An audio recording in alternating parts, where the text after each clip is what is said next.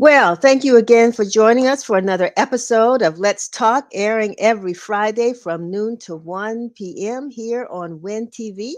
I'm your host, Denise Rollard Barnes, and publisher of the Washington Informer, and I'm so glad to have you with us. While we are gearing up for the Washington Informer's 60th anniversary, yes, I said it, 60th anniversary gala. Now, you all know we turned 60 back in October of 2024. But we finally figured out what we were going to do this year for our anniversary, and we were gearing up for the gala, which will be taking place in a couple of weeks on Friday, March the 28th. And hopefully you've gotten details about that, but we'll be talking about that a little bit later in the show. But today we've invited sponsors, people who are sponsoring the gala, the big event that we're planning. And some of these folks have been with us for a long time, and they're the folks that we're so grateful that have helped, like you, to support the Washington Informer, supported in print, supporting it online, and all of that. So we want to make sure, if you want to know more details about our 60th anniversary gala, and when I say gala, I know some folks are going to come with their black ties and their gowns, and it ain't that kind of party, y'all, but it is a dress up affair.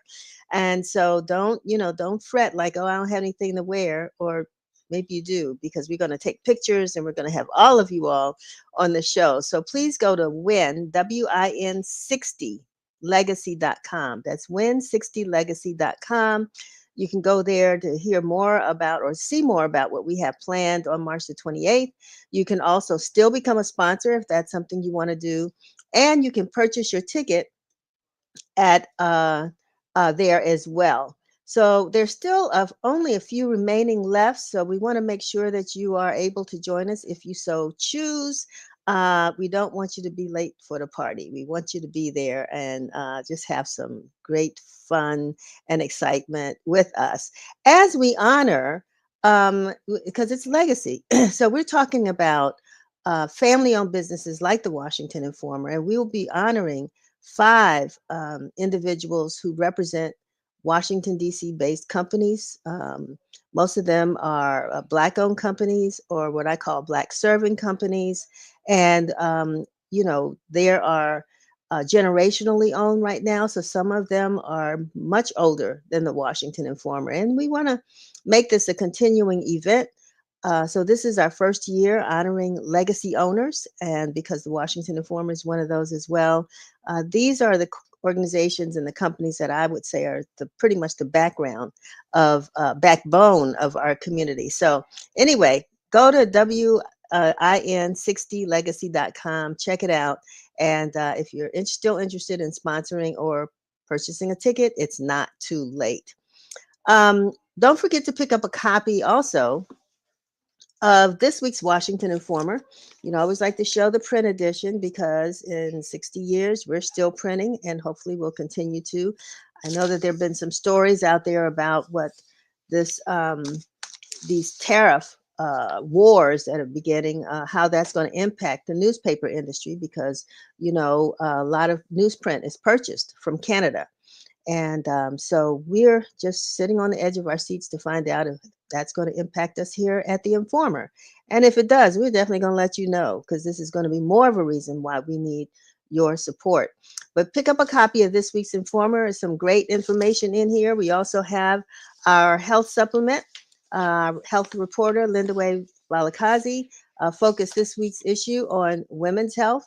You can see that. So you may want to pick up a copy of the Informer. This is inside, and it's not a lot of reading, but it's some great information. So we want to focus on health and wealth, and just being the best that we can be, as well as keeping you informed in the Washington Informer. You can find the newspaper on newsstands throughout the DMV, or visit our website at washingtoninformer.com for the latest updates and digital edition of the newspaper. And if you prefer receiving the newspaper digitally, consider becoming a subscriber to receive our publication directly in your inbox, along with the daily news updates from our exclusive Win Daily, our e-newsletter that comes out. And as a matter of fact, when you sign up for the Washington Informer online, you will see that there are other newsletters that we offer as well. And so I encourage you to take a look at those. Our House, which is our bi-monthly publication that deals with home ownership.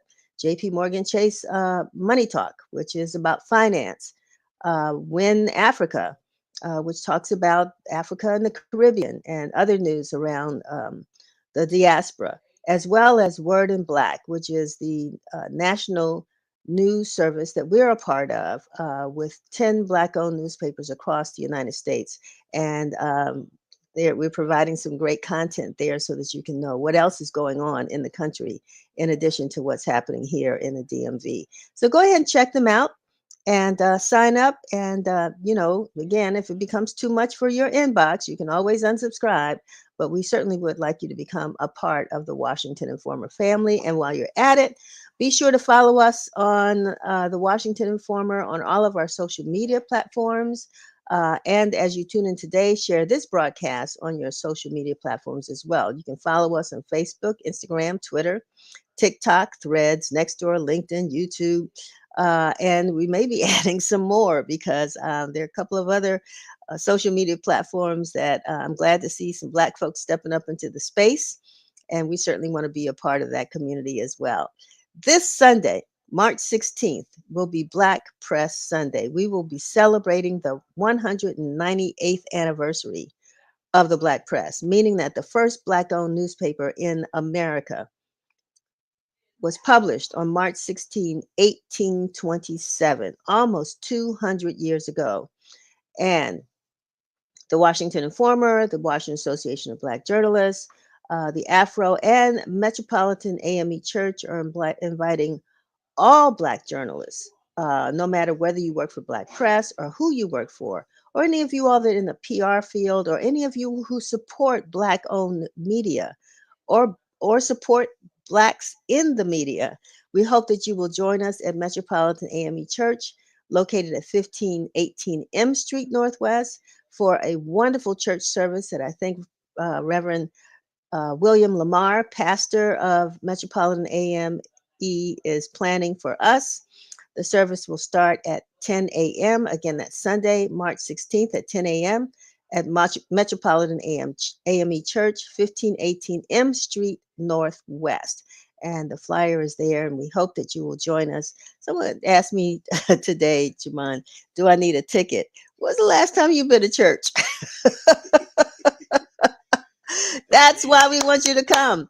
And as a matter of fact, Dr. Benjamin F. Chavis yesterday gave the State of the Black Press address at Howard University, which has an amazing, we're going to get them on the show because that's where the Black Press Archives is stored. It's an official home to the Black Press over at Howard.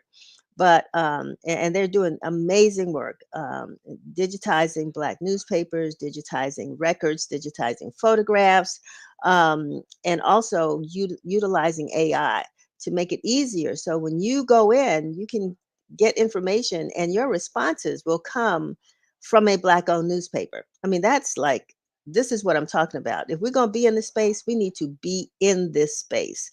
So I'm very proud of what the Moreland Spingarn researchers are doing over there at Howard's Black Burn Center, where that Black Press archives are stored. But anyway, the point I was getting ready to make is Dr. Chavis talked about how we need to go back to having mass meetings. And the church is the place for that. As we talk about what's happening in our nation, and people need to talk. They need to get out. We need to get out of our houses, get off of our cell phones, get out of social media, even though I just talked about doing that, but get away from social media, get together, even if you have to wear a mask, but get together and just talk. And so we hope this will kick off something that we'll see more of in our community, at churches all across the community, all across the nation. I mean, that's what they did in the 60s, and they did it without social media. They used a lot of those, what do you call those machines? The copier machines and flyers and phone calls and all that kind of stuff. And we can go back to the same thing. So hopefully you will join us on Sunday, March 16th at 10 a.m. again at Metropolitan AME Church, located at 1518 M Street Northwest. Today, I'm so honored. Well, before I talk about the guests, I got to say today I'm honored for two reasons. Number one, As you know, Washington Informer Charities is the official sponsor of the DC Citywide Spelling Bee, as well as the Prince George's Spelling Bee. So this evening, we will be at the Clarice Smith Center, Performing Arts Center at the University of Maryland, where we will find out who Prince George's County's top speller will be, as I guess it's about 20 some students will be competing for that position at Clarice Smith. So if you happen to hear this broadcast and you want to come to Clarice Smith and you want to see these outstanding spellers, outstanding academic students, a lot of them are athletes and they do a lot of other things as well, but they love spelling. Come on over to Clarice Smith. That's at 7 o'clock over there. And we look forward to seeing you. And tomorrow, we will hold the DC Citywide Spelling Bee. It's not an opportunity to bring the whole community out, but we will keep you up to date, because the speller will not be announced until the program is broadcast on the Office of Cable Television, and we'll give you that channel in in about a week or so. But we will have the competition. There are 30 students that are competing, and these are 3rd through 8th grade students. So we'll be having that competition tomorrow, and this is a really exciting time for us. And I don't know if you all see my little bee, so I'm in my bee mode today. Got my yellow and black and anyway. So moving on. Again, I am really excited to have as our guest today our managing editor, Misha Green, who's going to be joining us to share insights on the Washington Informer's impactful coverage over the years, highlighting how the newspaper has shaped conversations in our community. And following Misha, we'll hear from Lester Davis, who's the Vice President and Chief of Staff at CareFirst BlueCross BlueShield. And CareFirst is the proud sponsor of our anniversary gala, our photo exhibit, which is absolutely going to be amazing. And if you don't get a chance to come to the gala on the 28th, it will be traveling around the DMV. So we'll let you know when we have some exhibit openings, and hopefully you will come and see the wonderful work that JBK Brand Designs has put together for us. And Lester will be shedding light on CareFirst's unwavering commitment to community health and support. I mean, we talked about that earlier and want to continue to talk about health in our community because, like my daddy used to say, if it is to be, it's up to me, and nobody can save us for us. But individually, we can't save anybody if we're not healthy. And so I'm so glad that Lester will be with us to talk about that. And certainly, last but not least, we're excited to welcome Monica West, who's the Director of Community Engagement at Washington Gas. Again, another valued sponsor of our gala. And Monica will discuss how Washington Gas is fueling positive change in our neighborhoods and the important work they're doing in the community. So we've got a great show lined up for you. Please stay with us. Grab a snack if you'd like. I certainly would like a little bit of water right now. And let's dive into today's inspiring, educational, and uplifting conversations. But first, let's hear from Curtis Knowles, who will share our weekly news broadcast. Take it away, Curtis.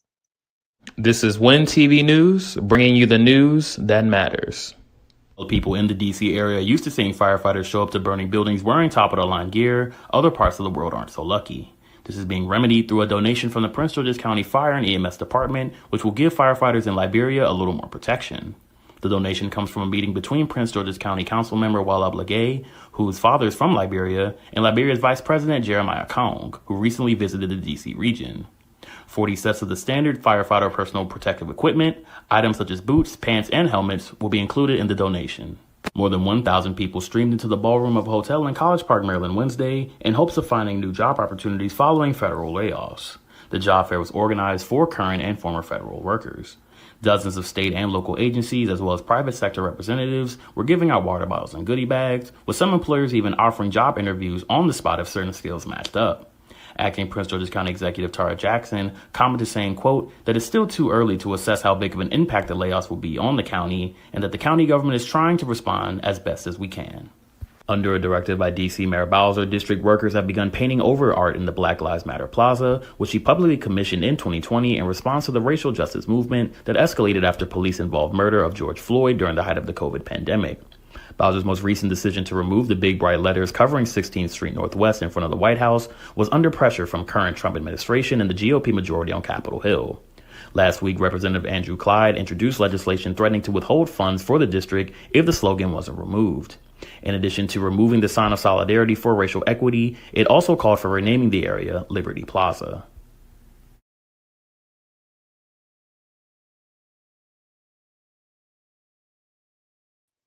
Thanks so much, Curtis. Speaking of Black Lives Matter Plaza, we was just talking here to Jaman and Chevry, and I am so appreciative because one of our readers sent me a text the other day because I really wanted to get down there and still may to Black Lives Matter Plaza. You know, I want a piece of that. What do you call it? The street. I want a piece of it, whatever you call it, the asphalt. That is a piece of memorabilia that I think should have value in our community. And I'm just surprised that folks are running down there getting a piece of that asphalt. You know, with the writing on it, just the whole story behind that and what that will mean. I don't know. I collect stuff, you know, I just like collecting stuff. So when I get it, and I'm going to put it in a nice little glass case and I'll share it with you all to tell you what I did. So anyway, let's go on. I'm so happy to bring on Misha Green, our managing editor. Misha, you there? Can we hear me? There we go. Yes, you can. Hello, everyone. I am so happy to be with the Win TV family, not only as we are celebrating our 60th anniversary, but this is Black Press Week for us. And so there's so, much going on and a lot to celebrate. And I'm here to be happy to be here with the Washington Informer family. Well, you know, Misha, I don't think it's always necessary to tell our stories, but then we might have some new viewers today. And, you know, I think it's always interesting to find how what the reporter's journey is to the Black Press, because a lot of times we are not directed to come this way. People coming out of journalism schools, they're asked to, you know, we're trying to get to that word they like to use, which is mainstream media. You know, they're trying to send us there. And but so there's an intentionality I'm beginning to see. So talk about your journey to the Black Press. And it didn't start with us. So it did not. My journey to the Black Press started while I was in grad school at the University of Maryland, College Park, Philip Merrill College of Journalism, go Terps. And we were required as graduate students to do 5 stories that had to be published professionally per semester. So, you know, we were doing tons of things, and I was a broadcast journalism major, but I still had to get 5 pieces published professionally. And so I reached out to a couple of publications in the area, and the Afro American newspapers, which is also celebrating Black Press Sunday with us, is one of the folks who said, yeah, come on, and we'd always like to have some young new voices. And so I got to cover a lot of different things while at the Afro in graduate school, which I always say is such a gift, because being able to work while you're in school is not only an opportunity to learn, but it's an opportunity to fail and people forgive and grow from those lessons. And so that was that opportunity for me. And I learned a lot. And, I'd known about the Black Press, being a native Washingtonian. I had seen the Washington Informer and the Afro all of my life, but really hadn't tapped into the value. And so over the years, I freelanced and worked in both television and print and digital media, but had the opportunity to be a digital freelancer with the Afro. And from there, had the opportunity to work as the DC and digital editor at the Afro-American newspapers. And so I was there for about 5 years before moving to the Baltimore Sun and working in mainstream media, which also offered a lot of valuable lessons. But it was time to get back to my roots. And I had a great conversation with Miss Denise, and sort of the rest is history. It was a really great opportunity to come back and not only be in the Black press, but as a native Washingtonian, be back home and report on the news that matters. And though our story is a little different, Miss Denise told us, I guess 2 weeks ago now, about her journey into journalism full time, and you being at Hampton and realizing, no, I need to be back in DC because there's so much that's happening in the district. And I know, that was my same experience. So it's so wonderful to be under your leadership and wisdom, and in my home with my people. And the Washington Informer is just the best family, and the Black Press Extended is the best family reunion you can be. Well, we're going to have a real family reunion on Sunday. I'm really excited about that. Yes. Misha, one of the things that we talk about a lot, and we're going to talk more about the gala, but I'm setting the stage for a couple things. Yeah. But one of the things that we talk about as we look at this 189th and 198th, almost 200th anniversary of the Black Press was the credo that Samuel Cornish and John B. Russwurm came up with when they published the first Black newspaper, Freedom's Journal. And essentially it said, no longer shall others speak for us, as we were talking about raising the issue of the abolition of slavery and so much more. But if you were to talk about where we are today and what would be our credo today, um, how would you answer that question? What is our credo? What do we stand for today? I think almost 200 years later, it remains the same.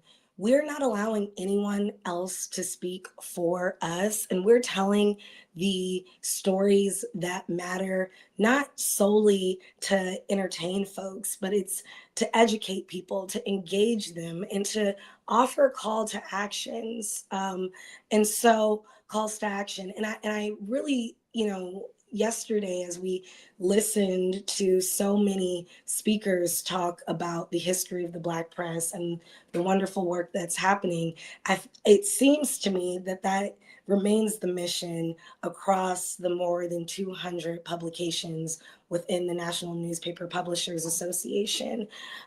It particularly in the time we're in, I just finished editing a story that the Congressional Black Caucus Foundation just started an executive order tracker, and I appreciate that because it's a congressional way of really ensuring that we understand, that the Black community understands how certain executive orders are affecting African Americans and really Black people around the world.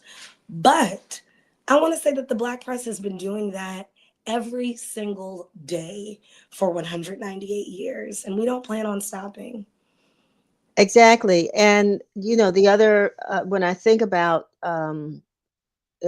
just what's going on right now, and again, speaking for ourselves and the people that are coming into the fold, the new younger journalists who seem to really understand the mission. And you, as a managing editor, are managing these younger writers. And what are you seeing as it relates to how they're coming to these positions? I see people really excited about the possibilities of the Black press. I think in many ways, mainstream media is actually very limited, though they could really be doing some awesome and powerful work in so many different fields. I think actually the Black press, for a lot of young reporters, offers an opportunity for them to tap into so many different beats and policy issues and things that interest them. I was on a panel yesterday evening, and someone said being a journalist is about being unapologetically curious about everything. And I really see that, and that the Black press offers that in a way that other media publications don't necessarily allow. And so I think one, that's really an exciting opportunity for young reporters, not just young Black reporters, ma'am. Mhm. Make that clear. But it's also because they understand that there is a very clear shift happening in the nation and world. And if they have the opportunity to be with us at the Washington Informer in the district, and I think being able, we are not activists by any means. We are reporters, but we do hold leaders accountable in a way that allows us to at least make it clear that we care about our communities and the communities that we serve. And so, in many ways, yesterday at the Black Press Day event, I said we're freedom writers. I like that. I like that. And that is a little different than, where we were in the past, because a lot of the publishers actually were freedom fighters, and they were they were activists in many ways. I mean, so that's one of the things that I have seen change a little, but because we are trying to follow the rules of journalism and really to I don't say speak for, but amplify the voices of those who are the freedom fighters in our community, so that folks will get a sense of who who who lead who to follow if they so choose. I want to move on a little bit now to the anniversary, because one of the things again about the Informer. Okay, so we're turning 60 years old. That's wonderful. Whoopee, voila. But we spend our time telling the stories of others. And that's what's important. So we decided, as you know, for our 60th anniversary, that we wanted to honor those institutions actually that are much older than us, than we are. And so I want to talk a little bit about the honorees. And I'm going to ask you to go through that list, but I'm really excited to hear who they are and want to share that with others. Yes. So these honorees are powerhouse, really culture shapers here in the district. They're not just entrepreneurs, but they reach so many different parts of the district, and really DMV at large. And so I'm really excited. I think, as Ms. Denise said, these are people who are some ways older than us.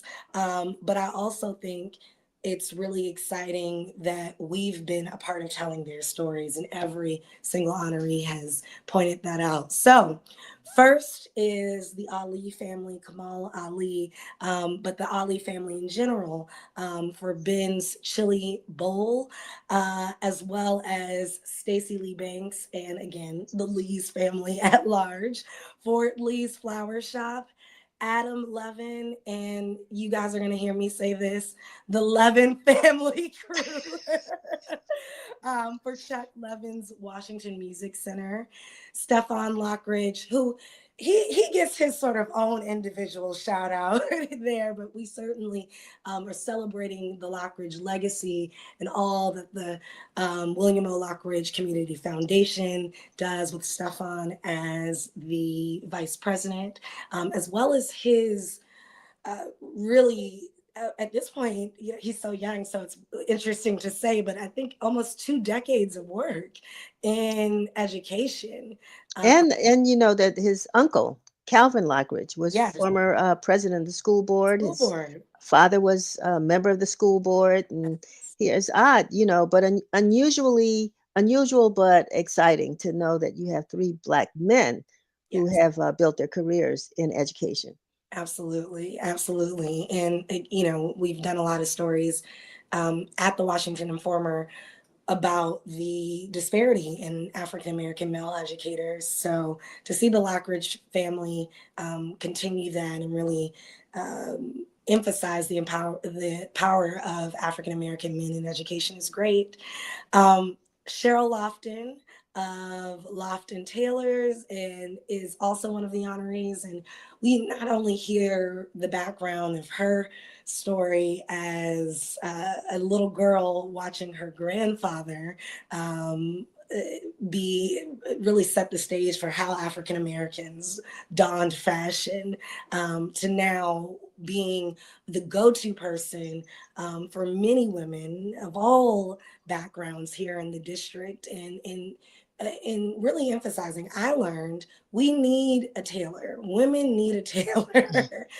In particular, we hear a lot of men who get their suits fitted, but women need something that can really make us feel confident in what we're rocking. So I'm really Especially excited. a tailor that's actually done something for the former First Lady, Michelle Obama. Michelle Obama, I was going to say, yes, if we all want to, if we could all look as great as Michelle Obama.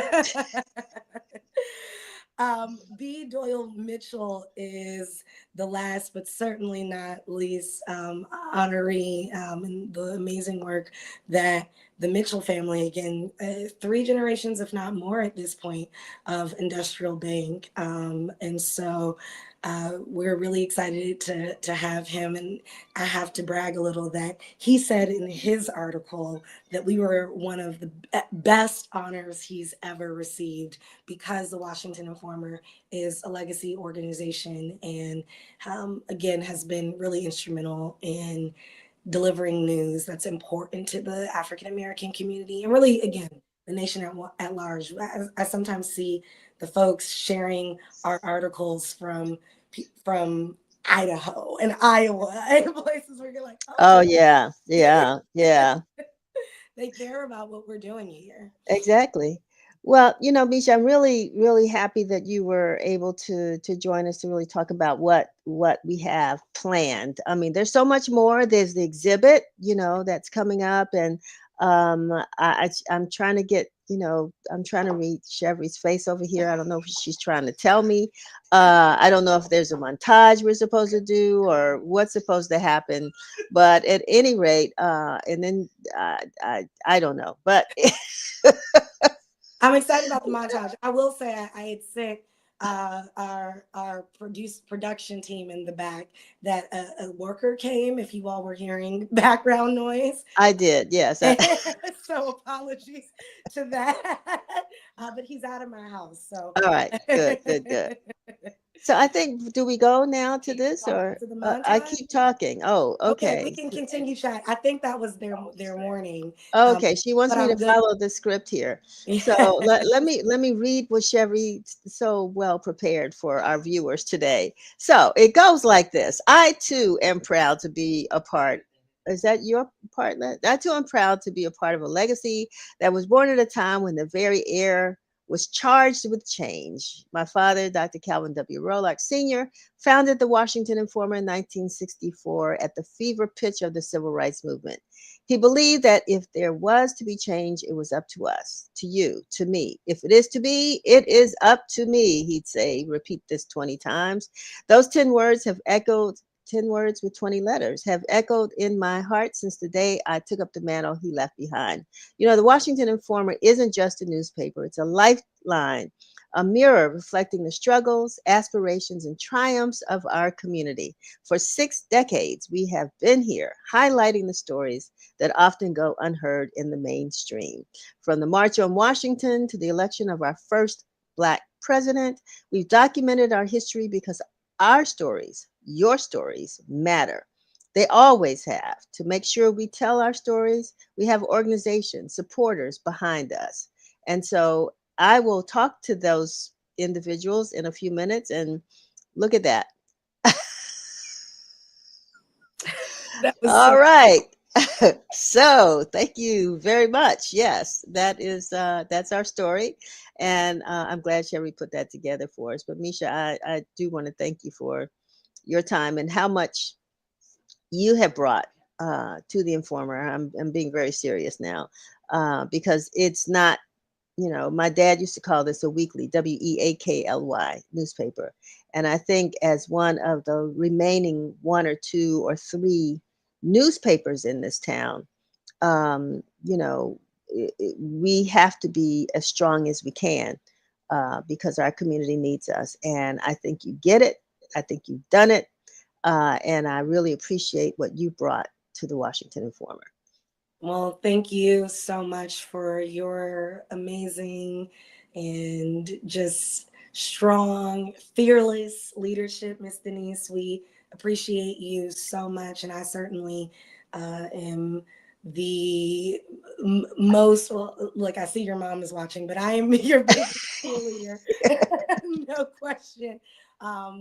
Working under you is the most wonderful experience. So I thank you, and thank you for all the work that you do in the community, and for us here at the Washington Informer. All righty.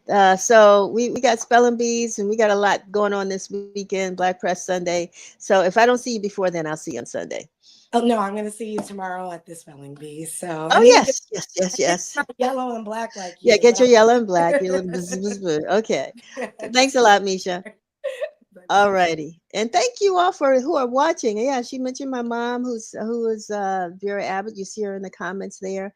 And so I appreciate our two loyal fans, Michael Van Lassiter and Vera Abbott. Thank you so much for joining us. So now we want to move on to our guest. But before that we do that, we have a video from Pepco.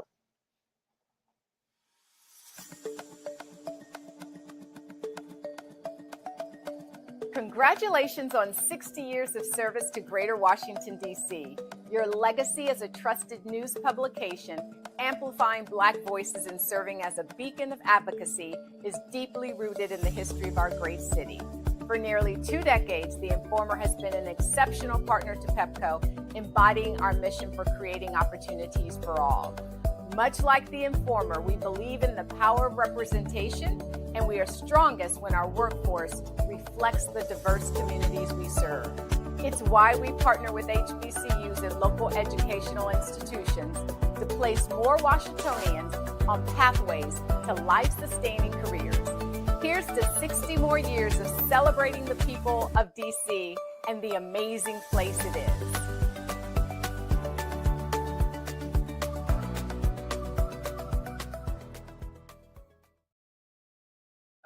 Oh, that was amazing. That was amazing. Thank you very much, Pepco, one of our oldest advertisers.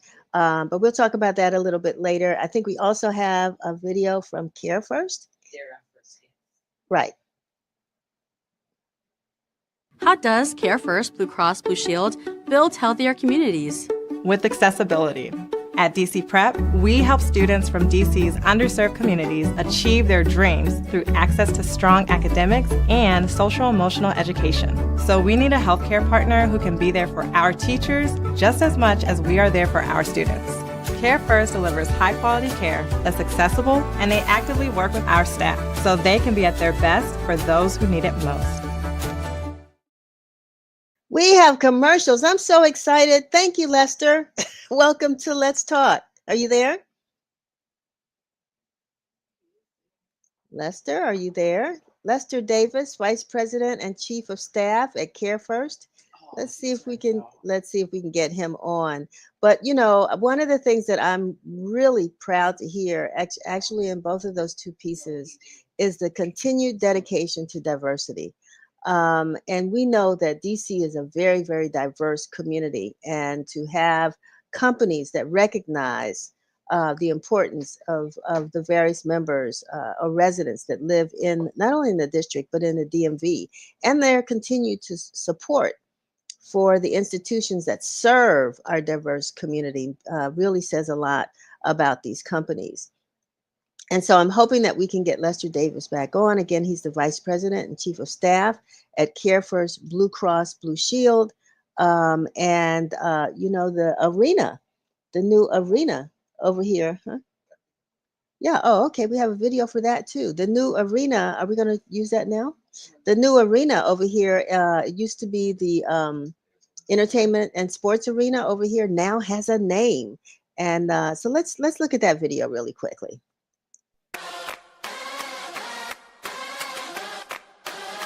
Today's announcement marks yet another step forward in the transformation of our great city, and in particular, Ward 8. Today's investment by CareFirst represents a significant win for our city, particularly for the residents of Ward 8. We're standing in the midst of a vision that the mayor had an opportunity that was created, a place and a space that could be made, and an invitation from the public sector to the private sector to partner together for something better and more.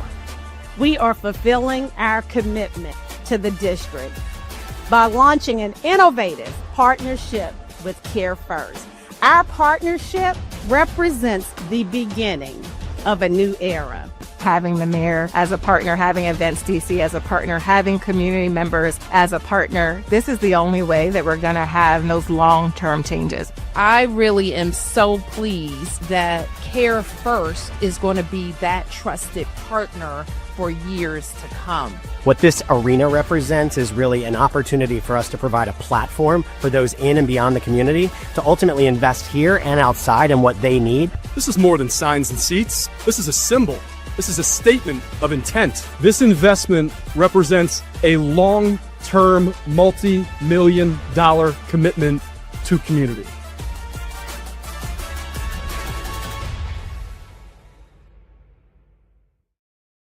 So that's it. CareFirst Arena. And you all know Events DC was instrumental in making sure that we had a place for the MLK holiday parade this year. We were in conflict with the inauguration. The weather was bad, but fortunately it wasn't so bad on the January the 18th when we went into what was then the entertainment and sports arena to do our MLK holiday parade. Now it's the CareFirst Arena. And as you heard in that message, there will be opportunities just like we had and others to use the facility for not only sports, which we are accustomed to seeing, but other activities in that arena. So we welcome, and I'm saying that on behalf of the residents of Ward 8, I hope that folks are excited about this as well, but we welcome CareFirst here. And I want to know, is Lester back on? Okay, so we are having some technical difficulties getting Lester Davis, who is the Vice President and Chief of Staff of CareFirst BlueCross BlueShield, into the program, but we are going to work on that. And in the meantime, we may have him back on next week because we certainly do want to hear from him and to hear about CareFirst's commitment, particularly to residents east of the river in Ward 7 and 8. So we're going to move on now to our next guest, who I'm excited to talk to, and that's Monica West, who is the Director of Community Engagement, Community Engagement at Washington Gas. Monica, welcome to Let's Talk.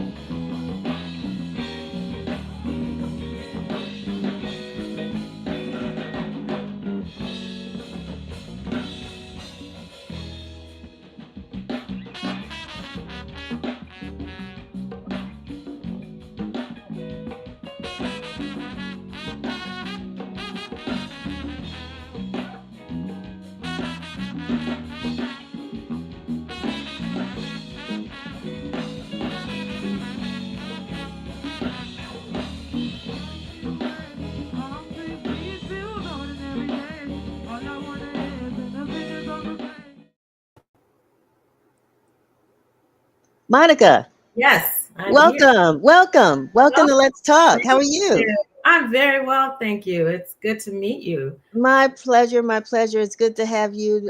Monica West is Director of Community Engagement at Washington Gas. And I was telling Chevry, Monica, the other day that we have, I really wish we had pulled it up, but we have ads from the 1960s when the paper first started. With Washington Gas Light Company. Oh, wow. I would love to see that. Please share. I'm sure we have copies of it somewhere, but we've been around 176 years now. So yeah. And so it's, your company's always been committed to the community that you serve, to the residents that you serve. And, I want to say that has not changed from what we know.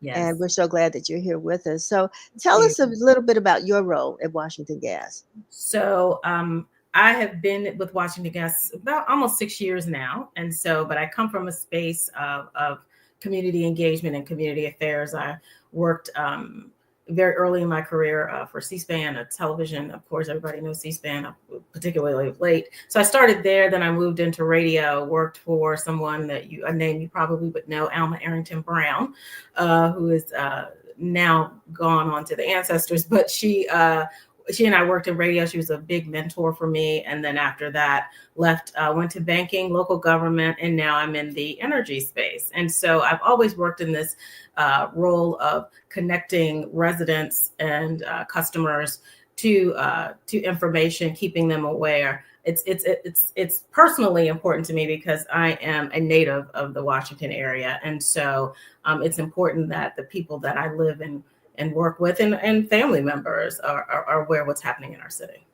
Well, as a native Washingtonian, I'm gonna tell you that makes a big difference when there's someone who's from the area, understands the community, and is has the passion to serve the community. But going back to that, how, in your position, do you, I guess, assess what the community needs and wants from Washington Gas? Right. So we've been really intentional, right? And so being around so long, you've learned from things and you've seen the times change, right? So we like to identify and prioritize the needs of different communities. We have focus groups. We meet with various nonprofits. We also have, in the district specifically, we have a community advisory board, and these are members that are made up of various wards in the district. And they meet quarterly, and they come in and they kind of tell us what they're hearing on the ground. We also hear from our crews and our staff. Remember, we're here, we're local here. So our crews and our employees also work here in the city. So we try to prioritize based on what we're hearing. And of course, reading the tea leaves and the climate of whatever the current issues. As the informer, we have seen times change. So we feel like back, but I think actively listening and to our community members helps us tailor programs and services to address their specific needs. I think it's interesting that you have a community advisory board. Tell us a little bit about that and how do you select folks to serve? Right. So the board was around long before I came on into the company, but they serve 3-year terms and they rotate off. And so we have members such as Ron Moten in Ward 8. He's on our community engagement board. We have Pierpont Mobley, who's in Ward 5, who's active and is kind of a walking history, a person of history just in itself. We've got Michael Chambers, who's in Ward 5, who is very active in the energy space as well as doing community social justice around energy and that sort of thing. So they're members who live in various wards of the city, and they are nominated from various ways. Their names are nominated, and we get them from different stakeholders out in the community who suggest that we reach out to them and see if they'll be interested in the board. So it's a very engaging board. They do keep us active, and they will tell us very quickly what we're doing right, what we're doing wrong. Give me an example, Monica, if you don't mind. I mean, if there's something that you may hear from the advisory board that you all have, found important to respond to. Yeah, absolutely. Just something very basic that came out of a focus group that was held in Ward 5 was right before we were about to start work. And this is just a simple example, but something that was not so simple for us. We send out construction notices, right? So if we're about to come into your neighborhood, 14 days before, we'll start mailing out notices and that sort of thing. And so out of a focus group, the suggestion was made, well, why don't you put them in fluorescent envelopes and put them on people's doors? Because a lot of people, don't read mail that comes from us anymore. People get electronic notices, right? And not everybody opts in to receive emails from Washington Gas. And if you're not a customer of ours, you wouldn't know. We wouldn't have your email address to know to reach out to you. So why don't we just go old fashioned and go to people's doors and stick them in, right? And so that came out of a community meeting, and that is now going to be implemented. And that's just something that, of course, seems very simple, but when you operate in kind of a machine, right? And so this is what we do. This is process a letter, it goes in the mail, and the post office will send it to you. But that kind of feedback, I don't think would have happened internally. We had to get that externally. So I just use that as an example to say that's kind of the feedback that we got as well. Yeah, that makes a lot of sense, because I mean, it's not that you all don't provide information, because you know, Right. when we get those monthly bills, there's always a nice little newsletter in there, and Exactly. information that maybe like the Informer sometimes just doesn't get read, you know, or Exactly. at the time people put it aside and just don't get to the second page or third page of it. Or they think it's some kind of advertisement, like we're trying to sell them something, right? Exactly, exactly. But if Yeah. it's put in like a fluorescent envelope that says notice construction in your neighborhood, then people aren't so shocked when our trucks show up on their streets and they feel like they haven't been notified. You know, we are, next month we'll be coming up on Earth Day. And, you know, the community is really, you know, interested in environmental issues, although we have an administration that doesn't seem to care much about it. But we're not talking politics today. Right. We're not going to do that. But, Right. you know, just you know, what kind of, I guess, education does Washington Gas do with communities who need to understand more about, you know, gas usage and, you know, reading their bills and things like that? Right. So we're since you know, as I like to say, since we're back outside, right? So from COVID, right, we have been proactive to try to get out into the community. We attend, like I said, community meetings, ANC meetings. We do a lot of ANC meetings.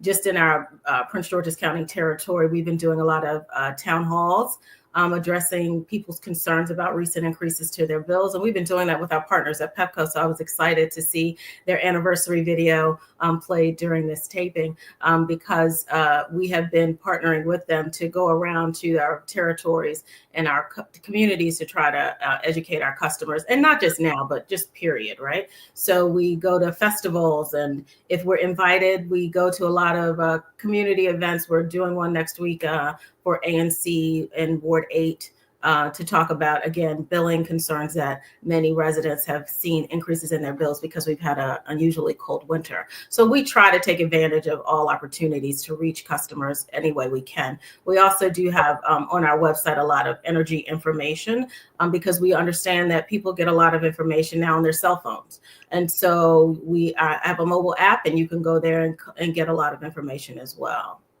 And when you talk about, I mean, I can't think of right now, every major issue seems to be a pocketbook issue. Not that it isn't always. I mean, crime has been up and down, and there are other things.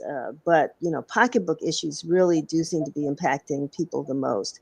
And so, but what else? I mean, are there other pressing issues that you find that the local community has raised that you all are responding to? Yeah, if you think, just to go back as an example from something that came out of one of the focus groups we did, probably at the end of last year, it was that a lot of residents, and this is in Maryland and DC because the focus group had a mixture of residents, they were not aware of the climate laws that had been passed in the jurisdiction, right? And so they, you know, one lady was very clear. She likes to cook with gas and she wants to keep her gas, but she did not realize that her local legislator was putting forth legislation that would prevent her from having gas after 2035.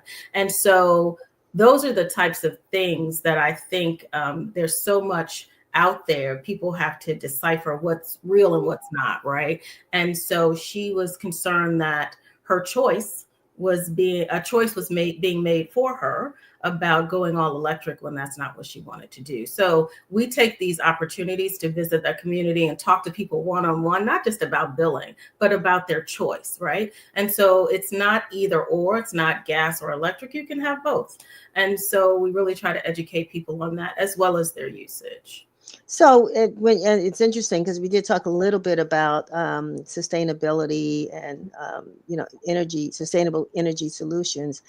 You know, how will Washington Gas maybe change over the years? And maybe nothing is, you know, imminent like next year, but Right. are there some things that you think people need to know going forward? Yeah, I think there's some sustainable energy solutions. I think for us, to your point, safety and reliability is always going to be key for us, right? So if you are a customer and you are receiving natural gas, safe and reliability is definitely one thing. But we also encourage, we have energy efficiency programs. And so we can come out to your home and kind of walk through and provide to you some ways to cut down, do some home energy audits, educational resources, those types of things. And also, again, community engagement, education, and then advocacy. And so we really try to get out there and hone into people that there are various ways that they can cut their energy cost, energy consumption. We can talk to them individually about their own needs. I think that's the blessing of a home energy audit, is that it's every house is different in how their energy usage is done. And so having some home energy audits is definitely helpful to people in cutting their costs. Yeah, well, the message that I take away from our conversation today is that Washington Gas is available and accessible to those who have questions, want to share, have you all to come out and share information with various constituencies, and that your doors are open. Absolutely. What am I missing anything else? No, you got it. You said it. That is exactly right. Our doors are always open. Well, Monica, thank you. Thank you so very much for being with us. Thank you for sharing our 60th with us as you all celebrate. Is it 175? What is Actually, now we're 177. I said Okay, 176 earlier, 177 actually. Okay, I'm looking at that picture behind you and it said 175 and I'm like, oh, that's very nice. 177 years old. So we were not, you got us out of the dark ages. Literally, yes. All right. Dark and cold. Well, thank you so much for being with us today, and we hope that we'll see you on the 28th, if you can make it. All right. Absolutely. Enjoy your weekend, and thanks for your time. Sure. Thank you, Monica. You too. All righty. Bye-bye. So thank you for watching this edition of Let's Talk. We look forward to seeing Lester Davis next week. We are going to resolve the problems that he may have been having, because we certainly want CareFirst here. And if you're watching and you have some questions for CareFirst, go ahead and send them to us, because we would love to talk to him, especially now that there are new neighbors in Ward 8, and we're excited to have them here. But anyway, here's the thing. Our mission doesn't end with the ink on the page. It extends into the very fabric of our community. Through the Washington Informer charities, we just don't report, but we engage, we empower, we give back, we sponsor, as I said, the spelling bees, and we host the MLK holiday events, but not because we have to, but because we want to uplift and unite our people. It's a commitment that reflects my father's vision of an informed and inspired community. I often find myself thinking about the legacy that we're building together. Each of you play an important part in this journey, be it as a reader, a volunteer, a supporter, an advertiser, a promoter. Whatever you do, you play an important role, and your engagement fuels our work. It lights the way forward. So together, we will continue to inform, inspire, educate, and above all, empower, because that's what it means to stand on the shoulders of giants. Okay, Chevy, you give me this long speech here. I see the strength of our past and the potential of our future. Let us carry this torch together, ensuring that the stories needing to be told, your stories, our stories, are never silenced. Let us be the heartbeat of our community, resilient and unwavering in our fight for peace, equity, and justice. As we celebrate our 60th anniversary on this special broadcast of Let's Talk, tell me what you will do to ensure that your voice is heard, that our collective experience, rich and powerful, shapes the narrative for generations to come. And remember, if it is to be, it is up to you and me. Have a great weekend.